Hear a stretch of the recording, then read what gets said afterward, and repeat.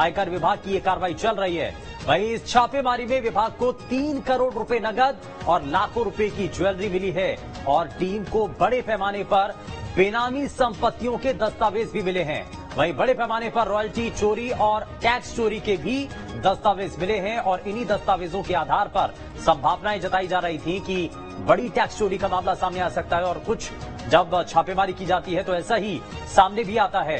तो भोपाल से इस वक्त ये बड़ी खबर है, जहां 35 से ज्यादा ठिकानों पर आयकर विभाग की लगातार छापेमार कार्रवाई चल रही है। 3 करोड़ रुपए नगद और लाखों के जो जेवरात हैं वो इस दौरान मिले हैं। टीम को बड़े पैमाने पर कुछ कागजात भी मिले हैं। बड़े पैमाने पर रॉयल्टी चोरी और तमाम ऐसी चीजों की जानकारी भी मिली है।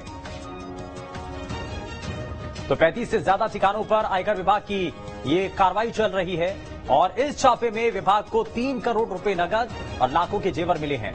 टीम को बड़े पैमाने पर बेनामी संपत्ति के दस्तावेज भी मिले हैं और रॉयल्टी चोरी और टैक्स चोरी के मामले भी सामने आए हैं।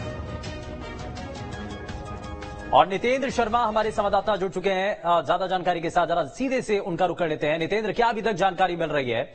आयकर विभाग की ये छापेमार कार्रवाई और एक लंबा समय बीत चुका है, बहुत कुछ हाथ लगा है, क्या क्या लगना बाकी है? और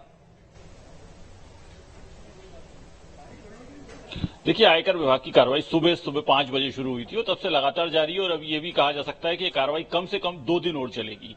तो इसलिए अभी जो शुरुआती जो जानकारी मिली है उसके हिसाब से जो है 3 करोड़ रुपए नगद मिले हैं और इनका रेत का व्यवसाय है, शराब का व्यवसाय है, टोल भी है, काफी बड़ा इनका व्यवसाय है। तो स्वाभाविक रूप से इसलिए जो है इनका 3 करोड़ रुपए जो है वो अभी तक नगद जो है वो जब्त किए जा चुके हैं।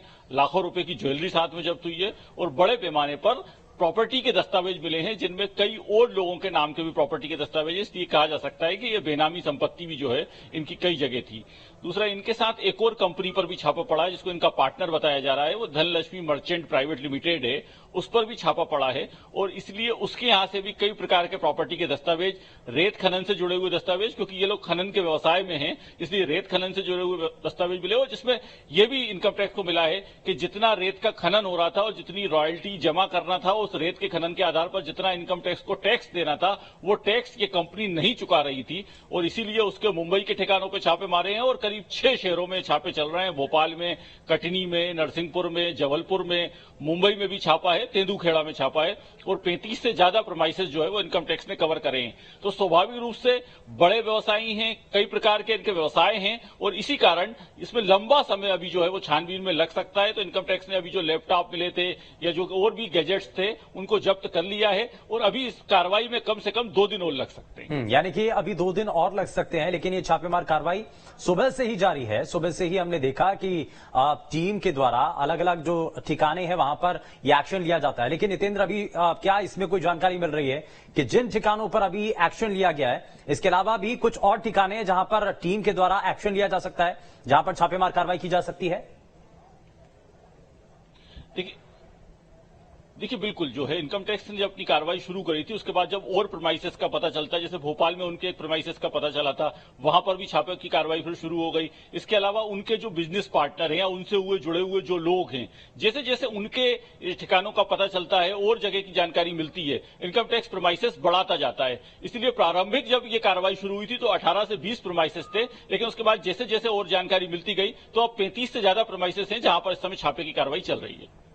यानी कि कई जगहों पर छापेमार कार्रवाई चल रही है। लेकिन शुरुआती जो जानकारी मिली थी, आखिर क्योंकि बहुत सारे लोगों के मन में सवाल भी है कि जब ये एक्शन लिया जाता है तो इसके पीछे आधार क्या होता है? कुछ एविडेंस मिल रहे थे टीम को या कोई ऐसी जानकारी मिल रही थी सूत्रों के हवाले से जिसके आधार पर ये इतना बड़ा एक्शन लिया गया है?